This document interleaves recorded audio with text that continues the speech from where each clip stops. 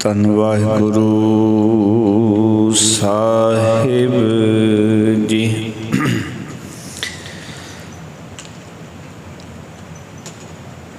ਚਾਲਾਂਗੇ ਉਠ ਨਾਮ ਜਪ, ਨਿਸ ਬਾਸੁਰ ਆਰਾਧ, ਕਾਰਾ ਤੁਝੈ ਨ ਵਿਆਪਈ, ਨਾਨਕ ਮਿਟੈ ਉਪਾਧ, ਕਾਰਾ ਤੁਝੈ ਨ ਵਿਆਪਈ, ਨਾਨਕ ਮਿਟੈ ਉਪਾਧ।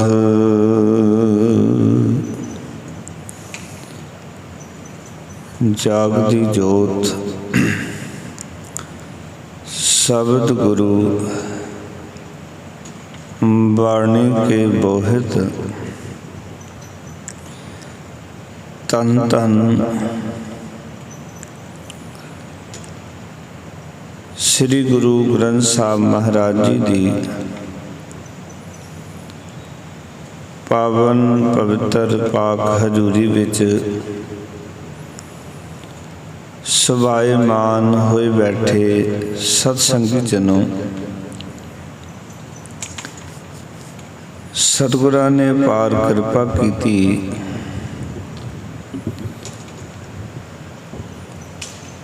ਭਗਤਾਂ ਦੀ ਬਾਣੀ ਨੂੰ ਵਿਚਾਰਨ ਦਾ ਸੁਭਾਗ ਸਮਾਂ ਪ੍ਰਾਪਤ ਹੋਇਆ ਹੈ। ਇਸ ਸਥਾਨ ਤੇ ਪਿਛਲੇ ਦਿਨਾਂ ਤੋਂ ਭਗਤਾਂ ਦੀ ਬਾਣੀ ਦੀ ਲੜੀਵਾਰ ਵਿਚਾਰ ਆਰੰਭ ਕੀਤੀ। ਵਿਚਾਰ ਦੇ ਅਧੀਨ ਅੱਜ ਗੋੜੀ ਰਾਗ ਦੇ ਵਿੱਚ ਭਗਤ ਕਬੀਰ ਸਾਹਿਬ ਜੀ ਦੀ ਉਚਾਰਨ ਕੀਤੀ ਹੋਈ ਇਹ ਨੌਵੀਂ ਗੋੜੀ ਪਾਵਨ ਸ਼ਬਦ ਹੈ। ਪਾਵਨ ਅੰਕ 325 ਦੇ ਉੱਤੇ ਇਹ ਦਰਗਾਹੀ ਬੋਲ ਦਰਜ ਹਨ। ਗੋੜੀ ਕਬੀਰ ਜੀ, ਜੋਤ ਕੀ ਜਾਤ, ਜਾਤ ਕੀ ਜੋਤੀ, ਤਿਤ ਲਾਗੇ ਕੰਚੁਆ ਫਲ ਮੋਤੀ। ਆਓ ਇਹਨਾਂ ਪਾਵਨ ਵਚਨਾਂ ਦਾ ਪਾਠ ਕਰੀਏ। ਜੋ ਵਿਚਾਰ ਭਗਤ ਕਬੀਰ ਸਾਹਿਬ ਜੀ ਨੇ ਮਾਨਵਤਾ ਦੇ ਸਮਕਸ਼ ਰੱਖੇ ਹਨ, ਆਓ ਇਹਨਾਂ ਨੂੰ ਵਿਚਾਰੀਏ। ਮਨੋਬਿਰਤੀਆਂ ਇਕਾਗਰ ਕਰੋ।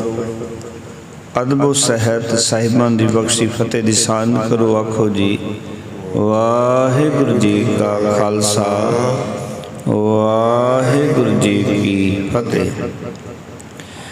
ਗੋੜੀ ਕਬੀਰ ਜੀ, ਗੋੜੀ ਕਬੀਰ ਜੀ, ਜੋਤ ਕੀ ਜਾਤ, ਜਾਤ ਕੀ ਜੋਤੀ, ਜੋਤ ਕੀ ਜਾਤ, ਜਾਤ ਕੀ ਜੋਤੀ, ਤਿਤ ਲਾਗੇ ਕੰਚੁਆ ਫਲ ਮੋਤੀ, ਤਿਤ ਲਾਗੇ ਕੰਚੁਆ ਫਲ ਮੋਤੀ। ਕਵਨ ਸੋ ਘਰ ਜੋ ਨਿਰਭਉ ਕਹੀਐ, ਕਵਨ ਸੋ ਘਰ ਜੋ ਨਿਰਭਉ ਕਹੀਐ, ਉਹ ਅਜ ਜਾਏ ਅਭੈ ਹੋਏ ਰਹੀਐ, ਉਹ ਭਜ ਜਾਏ ਅਭੈ ਹੋਏ ਰਹੀਐ। ਰਹਾਉ ਤਟ ਤੀਰਥ ਨਹੀਂ ਮਨ ਪਤਿਆਏ, ਤਟ ਤੀਰਥ ਨਹੀਂ ਮਨ ਪਤਿਆਏ। ਚਾਰ ਅਚਾਰ ਰਹੇ ਉਰਝਾਏ, ਚਾਰ ਅਚਾਰ ਰਹੇ ਉਰਝਾਏ। ਪਾਪ ਪੁੰਨ ਦੋਇ ਏਕ ਸਮਾਨ,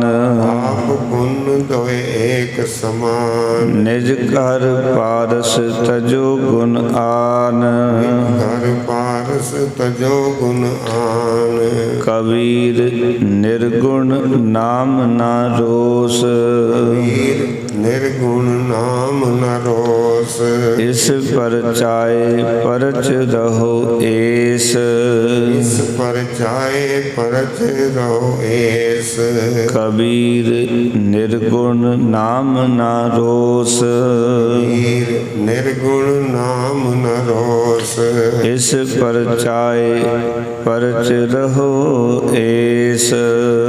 परचाए परच रहो एस। वाहिगुरु जी का खालसा वाहिगुरु जी की फतेह। भगत कबीर साहब ने इस पावन शब्द के राਹੀਂ जो विचार साढ़े समक्ष रखे हैं, एक गल समझाना चाहते ने भगत कबीर साहब कि मनुख नूं निर्भयता कित्थों हासिल होवेगी, कि मनुख की जिंदगी च कोई डर ना रहे, कोई सहम ना रहे। ये जिहड़ी दात है ये कित्थों मिलेगी? आओ कि वो केड़ा घर है जिथों इस दात की प्राप्ति होनी है, क्योंकि तीर्थों ते जाके भी लोग पुण्य पाप आदि कर्मां विच ही रुझे रहंदे हैं। मन नूं निर्भयता जिहड़ी है, निडरता जिहड़ी है, इस तरह भी नहीं मिलती। तो फिर वो किहड़ी दात है जिहदे नाल साडा जिहड़ा मन है वो निर्भय हो जाए। तो शब्द के राਹੀਂ समझा रहे हैं कि को तरीका है कि अपने मन नूं प्रभु दे नाम दे विच जोड़िया जाए, और जिमें जिमें प्रभु दे नाम दे विच ये मन जुड़ेगा ये अडोल रह सकेगा। और वो जिहड़ा नाम है वो मनुख दे अंदर ही है, कोई बाहरों लभण की लोड़ नहीं। आखन लगे कवन सो घर जो निर्भो कही है। कवन का अर्थ होंदा केड़ा, घर का अर्थ होंदा टिकाणा, सो का अर्थ होंदा वो केड़ा थां है, केड़ा घर है जो निर्भो कही है, जो डर तो खाली है, जिथे डर नहीं है। वो केड़ा थां है, वो केड़ा हिरदा है जिस हिरदे दे विच कोई डर नहीं है, जिहड़ा डर तो खाली है। क्योंकि असीं जिथे भी देखते हाँ मनुख सहम दे विच, मनुख डर दे विच जिउंदा है। बेअंत कर्म मनुख कर रहे हैं, पर जीवन दे विच बेअंत डर नाल लैके घूम रहे हैं। इस करके कबीर साहब ने विचार इत्थों आरंभ की, कवन सो घर जो निर्भो कही है, वो केड़ा थां है जो डर तो खाली है। फिर कहने लगे भो भज जाए अभय हो रही है, क्योंकि जिथे रहा हिरदा का जिहड़ा डर है ना वो दूर हो जाए। जिथे रहा हिरदे विच कोई डर ना रहे। कोई तीर्थां ते जांदा है उत्थे भी डर है, पाप पुण्य कर रहा उत्थे भी डर है, कोई होर कर्म कर रहा उत्थे भी डर है, कोई जंगलों नूं गया उत्थे भी डर है। क्योंकि वो ऐसा थां जिथे रहा हिरदा जिहड़ा है वो डर तो रहत हो जाए, हिरदे विच डर ना रहे। देखो ना तुसी जदों भाई नंद लाल कुरान की एक आयत की व्याख्या करता है, औरंगजेब बड़ा प्रभावित होता है।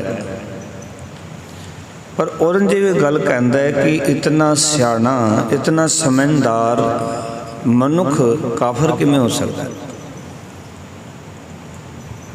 वो तो मुसलमान होना चाहिए। और उसने यतन किया भी किसी तरीके दे नाल भाई नंद लाल नूं मैं मुसलमान बनावांगा। जे मुसलमान बनने वास्ते तैयार ना होया तो इसनूं कतल कर देवांगा। ये गल उसका पुत्र बहादुर शाह सुन रहा सी ते बहादुर शाह जिहड़ा सी वो भाई नंद लाल कोलों सिखदा सी, उस्ताद सी भाई नंद लाल। भाई नंद लाल जी नूं जदों पढ़न वास्ते बहादुर शाह गया तो सारी गल दस दी भी मेरे पिता दे विचार ये ने भी एडा सूझवान एडा सियाणा बंदा ते वो काफर किवें हो सकता है, उसनूं इस्लाम के दायरे विच लैके आवांगा। जिसने इस्लाम कबूल कर लिया ठीक है, नहीं तो उसनूं कतल कर देवांगा। गल नूं फिर समझो। हुण इत्थे एक गल होई, बहादुर शाह ने जो दस्या भाई नंद लाल जी नूं ते भाई नंद लाल जी अगों कहंदे ने मैं कित्थे जावां, कोई जगह ऐसी नहीं जिथे तेरे पिता की पकड़ नहीं, कोई जगह ऐसी नहीं जिथे मैनूं मौत का डर नहीं, ये तो किते भी जाके मैनूं मार देगा। देखो कमाल की गल, भाई नंद लाल नूं नहीं खबर कि ऐसी भी जगह है, ऐसी भी थां है जिथे तैनूं कोई मौत का डर नहीं, पर बेखबर सी उस तों। बहादुर शाह ने कहा एक थां है, जे तू मौत तो बचना चाहना है, पिता के डर तो बचना चाहना है, तो तू आनंदपुर साहब चला जा। वो थां है, वो घर है जिस घर दे विच तैनूं कोई डर नहीं। कबीर साहब जी ने ऐसी विचार शब्द दे विच रखी कि वो किहड़ा घर है, किहड़ी थां है जित डर तो खाली है। तो उस वेले जे भारत की गल करिए, इस देश की धरती की गल करिए, तो वो थां सी आनंदपुर साहब।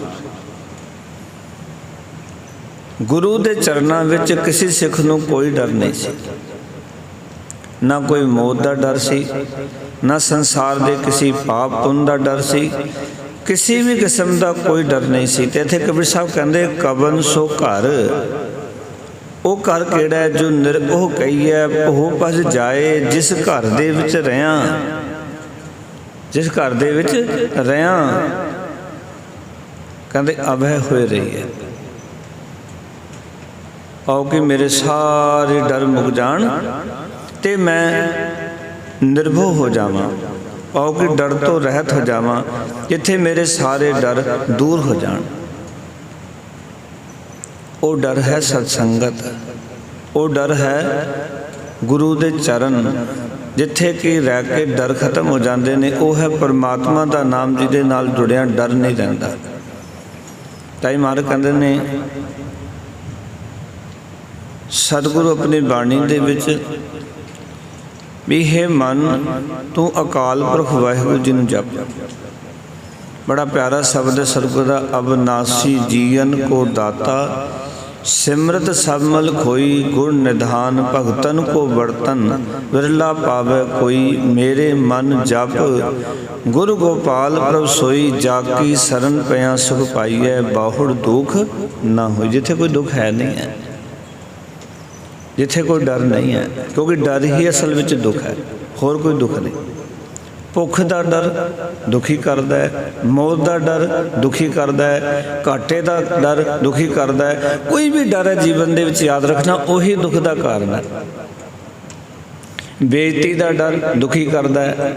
जितने भी डर ने उही बंदे नूं दुखी करते हैं। किसी किस्म का कोई डर है, डर ही दुख देता है। जिथे डर नहीं उत्थे कोई दुख नहीं।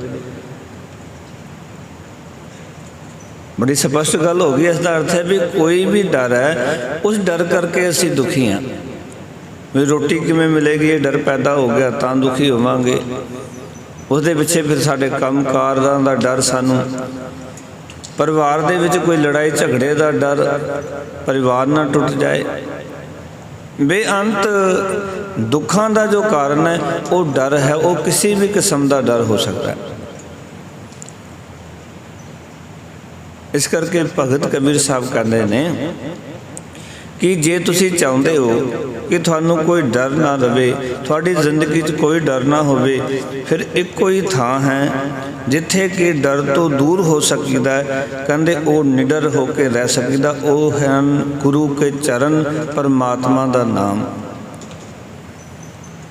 गुरु की संगत। क्योंकि लोकां ने डर तो बचन लई बेअंत साधन अपनाए। लोग तीर्थां ते गए, लोग जंगलों दे विच गए, लोगों ने गुफावां विच जाके वास कीते भी शायद किसी तरीके दे नाल जीवन विचों डर मुक जाए। पर उत्थे भी लोग डरते रहे, उत्थे भी लोग निडर ना हो सके। पर एक थां है जिथे कि असी निडर हो सकते हाँ, वो है गुरु दी शरण, वो है गुरबाणी, वो है गुरु दा शब्द। जे असी अपने हिरदे नूं गुरु दे शब्द दे मुताबिक ढाल लईए ना, तो सानू फिर कोई डर नहीं रहेगा। और जिथे रहा हिरदे का डर दूर हो जाता है, वो थां तो गुरु साहब ही ने। गुरु साहब जी का ज्ञान ही है, गुरु साहब का उपदेश ही है। तो कहना कि अब है होए रही है जिथे निडर होके रह सकीदा है। किहड़ा बंदा जिहड़ा कि निडर होके नहीं रहना चाहता, किहड़ा बंदा जिहड़ा डर तो रहत होके नहीं रहना चाहता। हर एक बंदे की ख्वाहिश ये है कि मेरी जिंदगी कोई डर ना होवे। असी जितने भी काम करते हैं गुस्ताखी माफ डर तो बचन वास्ते ही करते हैं।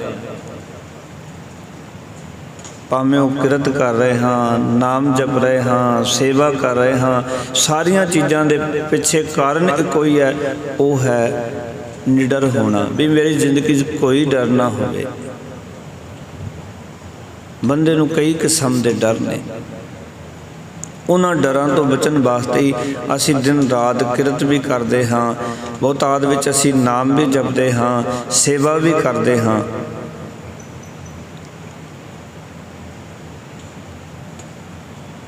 इस करके कि साडी जिंदगी कोई डर ना होवे, असी निडर रह सकीए। पहले बंद में कबीर साहब जी व्याख्या करते आख रहे ने, आखन लगे जोत की जात, जोत कहते ने रब्बी नूर की जात, जात का अर्थ है इत्थे सृष्टि। भगत कबीर साहब कहते ने कि परमात्मा की बनाई हुई ये सारी सृष्टि है जोत की जात। जोत पाओ परमात्मा दी, रब्बी नूर दी बनाई हुई सारी सृष्टि है। तो कहने लगे जात की ज्योति, तो इस सृष्टि दे जीवां दी जो बुद्ध है, ज्योति है, जो बंदियां दी बुद्ध है ना, पाओ कि परमात्मा दी रब्बी नूर दी बनाई हुई इस सृष्टि है। इस सृष्टि दे जीवां दी जो मत है, जो बुद्ध है, जो ज्योति है, वो ज्योति कित्थे फसी हुई है। उस ज्योति नूं की लग्या होया, कहन लगे तित लागे कंचुआ फल मोती। कहन लगे उस मत नूं ना, जिहड़ी बंदे दी मत है ना, उस नूं कच अते मोती फल लगे हुए हैं। कंचुआ कच ते मोती का अर्थ है मोती। भाव कहना चाह रहे ने, कहते ने कोई भले पासे लगे हुए ने ते कोई मंदे पासे लगे हुए ने। किसी की मत चंगे पासे लगी है, किसी मत मंदे पासे लगी हुई है। फिर गल नूं समझियो, जोत की जात उस रब्बी नूर की यह सृष्टि है। उस रब्बी नूर की सृष्टि विच जो जीव पैदा किए ने, उन्हां दी जो ज्योति है, भाव मत है, उस मत नूं दो तरह के फल लगे ने। एक फल कच ने, दूजे मोती हैं। भाव किसी जीव की जिहड़ी मत है वो मंदे पासे लगी हुई है, तो कुछ जीव भले पासे चंगे पासे लगे हुए हैं। उन्हां दी मत चंगे पासे लगी हुई है, कुछ जीवां दी मत मंदे पासे लगी हुई है। इस तरीके दे नाल जीव संसार दे विच जी रहे हैं। और यही कारण है ਇਸ ਸੰਸਾਰ ਦੇ ਵਿੱਚ ਦੋ ਤਰ੍ਹਾਂ ਦੇ ਜੀਵ ਪ੍ਰਾਣੀ ਮਿਲਦੇ ਹਨ। ਇੱਕ ਕਹਿੰਦੇ ਨੇ ਪਰਵਾਹ ਨਾਹੀ ਕਿਸੈ ਕੇਰੀ ਵਾਜ ਸੱਚੇ ਨਾਹੀ, ਵੀ ਸਾਨੂੰ ਕਿਸੇ ਦਾ ਡਰ ਨਹੀਂ ਹੈ, ਕਿਸੇ ਦੀ ਪਰਵਾਹ ਨਹੀਂ ਹੈ। ਪਰ ਪਿਆਰ ਵਾਲੇ ਸੱਚ ਜਾਣਨਾ ਦੂਜਾ ਪਾਸਾ ਉਹ ਵੀ ਹੈ, ਜਿੱਥੇ ਕਿ ਕਦਮ ਕਦਮ 'ਤੇ ਮਨੁੱਖ ਦੀ ਜ਼ਿੰਦਗੀ ਵਿੱਚ ਡਰ ਹੈ, ਮਨੁੱਖ ਦੀ ਜ਼ਿੰਦਗੀ ਵਿੱਚ ਸਹਿਮ ਹੈ, ਉਹ ਡਰੇ ਹੋਏ ਨੇ।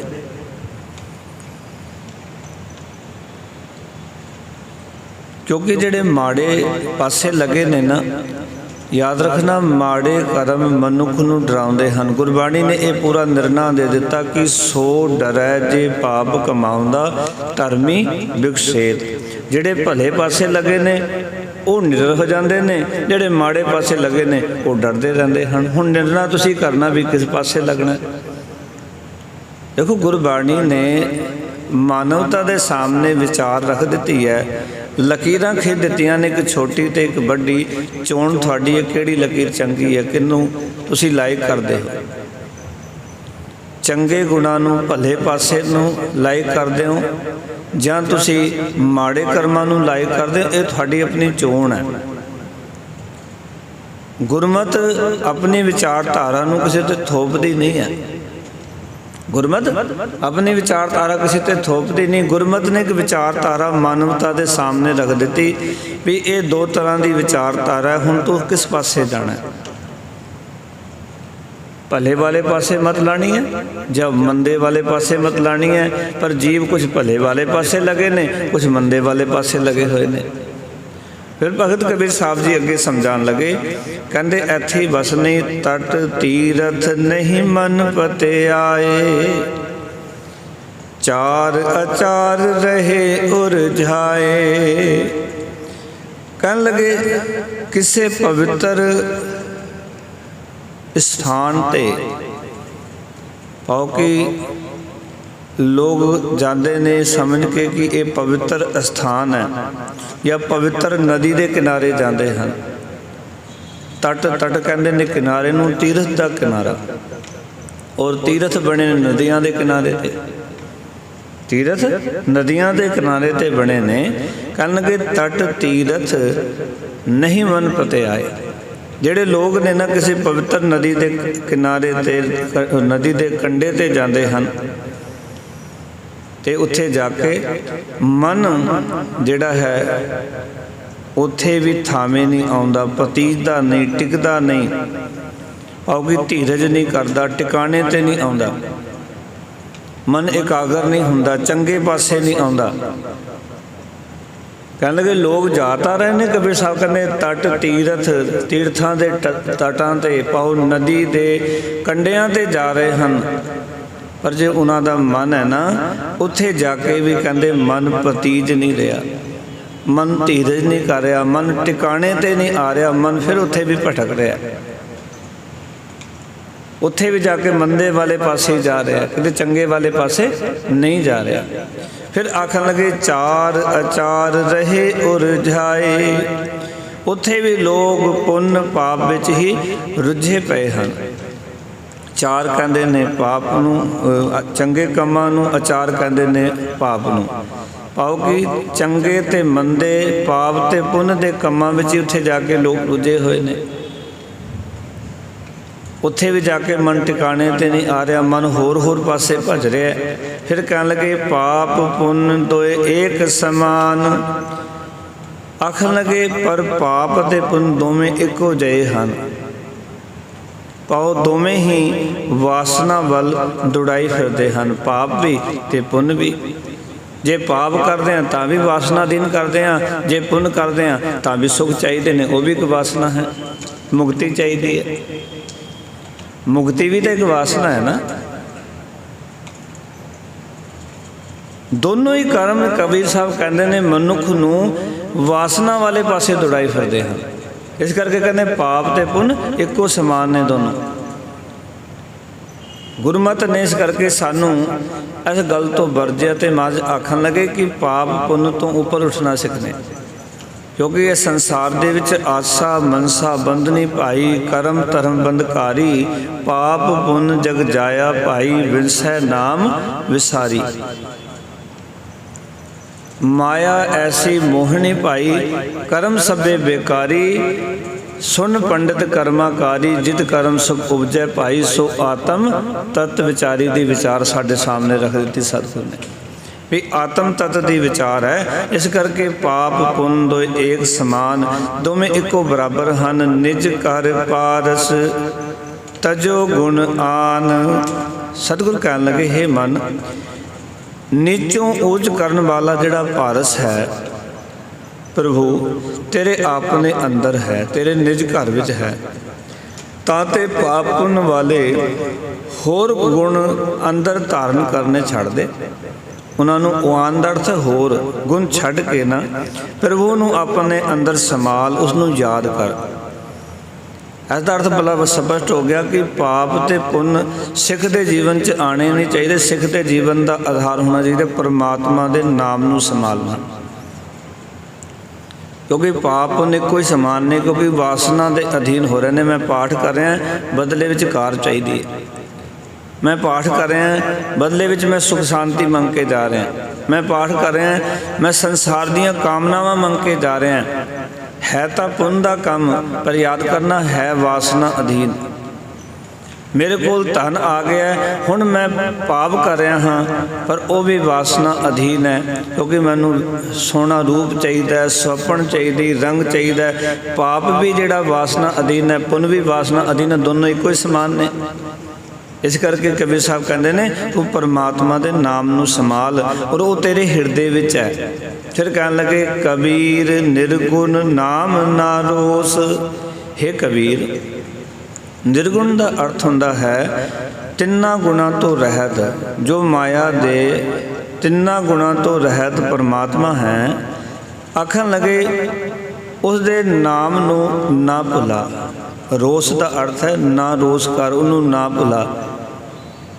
ਬੰਦਾ ਨਾਮ ਦੇ ਨਾਲ ਹੀ ਰੋਸ ਕਰਦਾ ਹੈ, ਪਰਮਾਤਮਾ ਨੂੰ ਉਲਾਮੇ ਦਿੰਦਾ ਹੈ। ਗੁਰਬਾਣੀ ਕਹਿੰਦੀ ਦੇ ਕਿ ਕੰਮ ਜੀਵਨ 'ਚ ਕਰੀ ਉਲਾਣੋ, ਮੈਂ ਕਾਹੂ ਨਾ ਦਿਓ, ਮਨ ਮੀਠ ਤੁਹਾਰੋ ਕਿਉ। ਕਦੀ ਉਲਾਮਾ ਨਾ ਦੇਈ,